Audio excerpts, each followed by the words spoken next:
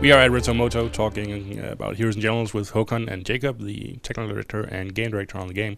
For those who don't know, at home, in a nutshell, what is this? If you can even describe that in a nutshell. I'll try. It's basically a multiplayer first-person shooter game which is born from a browser, and it has a strategic meta game on top of it. Yeah. Is that too complicated? No, that was pretty simple, but I guess we need to elaborate that. Because multiplayer online shooter, most people get that. Strategic metagame, that is kind of new, I guess. It is. It's also something that's it has been hard to explain, but basically you could say that the action game, in the game you use up resources by spawning. You use it every time a tank get destroyed or a soldier is killed. He uses resources, and the resources come from the strategic game. That's the basic mechanic of the game. And obviously, winning a battle will win you a battlefield on a huge European map. So, I know there's a bunch of stuff about assault teams and maps and generals, which is in the title. Elaborate on that for us. The basic part of the campaign is what we call assault teams. Assault teams is a little unit of men and some sort of vehicles. It could be tanks or planes or something like that.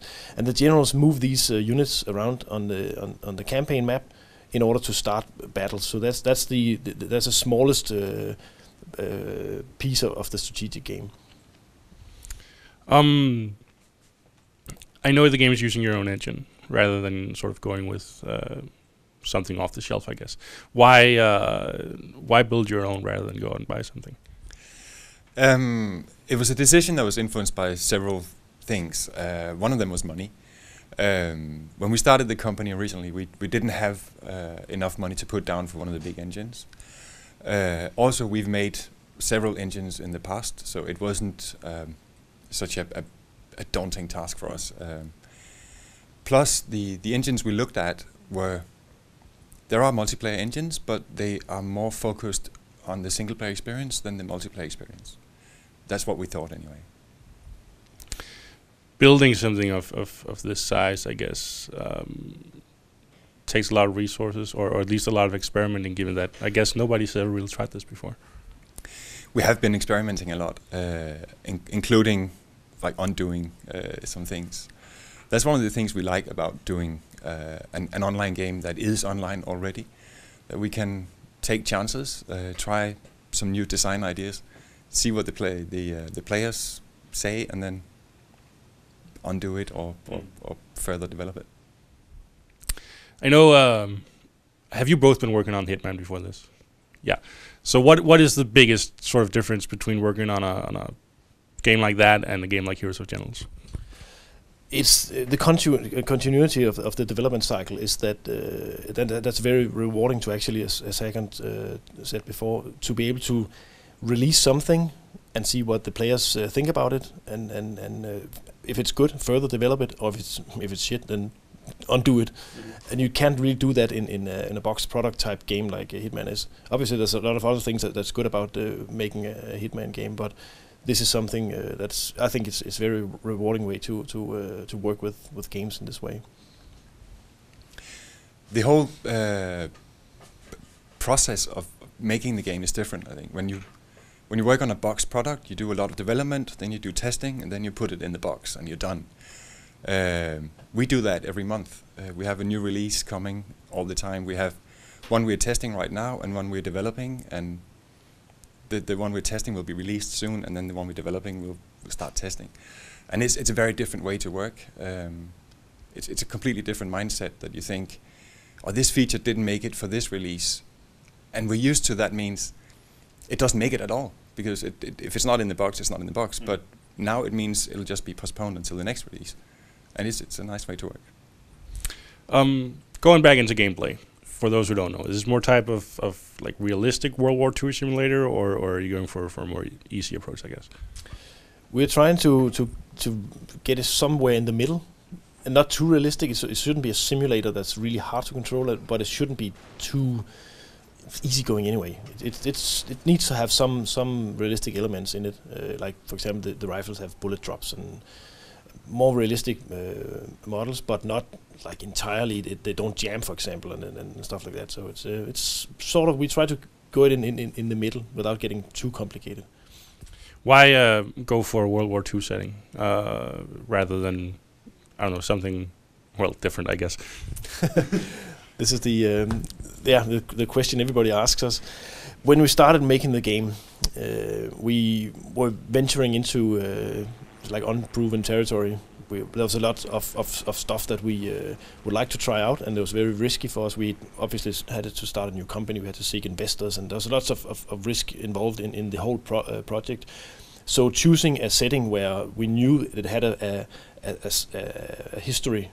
World War II games have a history of actually being an evergreen genre that somewhat always sells. It has a cycle, it has ups and downs, but it's just like you don't go wrong if you choose that genre. So we actually thought it's first of all it's a cool genre, and it's fairly risk-free in the fact that we didn't have to invent new spaceships or new worlds that people might not like.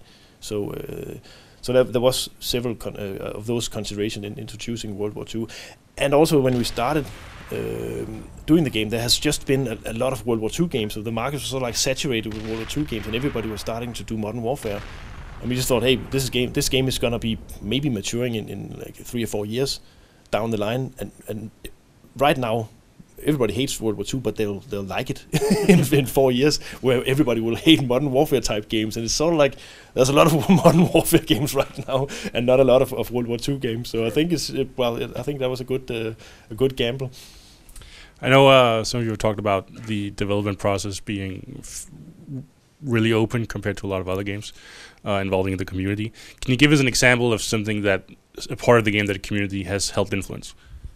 Well, the basic part is obviously the choosing of equipment, weapons, and tanks in the game, where we put out sort of like a little task for the community, saying we need some medium tanks for the game. Which ones would you like to see in the game? And obviously the forum is just flooded with screenshots and images of different tanks that everybody wants to have into the game. But then there's some of them that actually argues a lot about, we think this tank fits really well to the game in comparison to this tank, and that's some of the things that we actually pull out of the community. But also a lot of the like gameplay tweaks. How should you have the equipment system, for example? And they come up with all sorts of ideas where some of them we can't use completely, but we can use at least some of the aspects of it. So, what sort of, I guess, level of PC tech are you sort of targeting with the game? Like really high end, or more low, or should overall, or? Initially, we aimed for very low spec. We've raised the bar a bit. We still have a 5-year-old laptop that we use as the benchmark. It's like if the game runs there, we're good. And it still runs there. Not with a great frame rate, but it runs. But you're also shooting for like higher end, I guess. We're trying to make it fit for like as wide a range as possible. So the players with the newest graphics card, they will get a nicer looking experience than the older PCs. But we don't want to make it just for the new PCs. Right. For someone who hasn't played it, why should they give Heroes and Generals a shot? Because it's fun. It's fun killing people. No, well, I think actually it is what I'm saying. It's quite fun game. Obviously, first-person shooters are fun, but they're also most like it's hard to get it absolutely right with the network code and all that stuff. But I think actually the basic experience is fun, and I think that's all that matters for me at least. I think the combination is unique. Yeah. Combination of the strategy and the shooter game, and it'll improve as we evolve it more. I think it creates a really special experience that you are in the war and you can influence it. and you can play with your friends 24 hours a day. Yeah, how long do these wars take? Because I know there's a great big map and you win at some point, but like on average, how long is a war in Heroes and Generals? Oh, it's hard to say average, because obviously the players evolve, and some finds we have some issues. For example, with some of the American players, when the new war starts, they know exactly when to log on, so there's no European players or no Germans on, and then they just like rush for Berlin. And then we had some wars that were over in a few hours, and then you have some wars that maybe take a few weeks to complete. So it's very different. But I'd say in average a week a war might take. The game is a combination of shooter and strategy. We played lots of the shooter part, but is it possible to just play it, I guess, as a strategy game alone?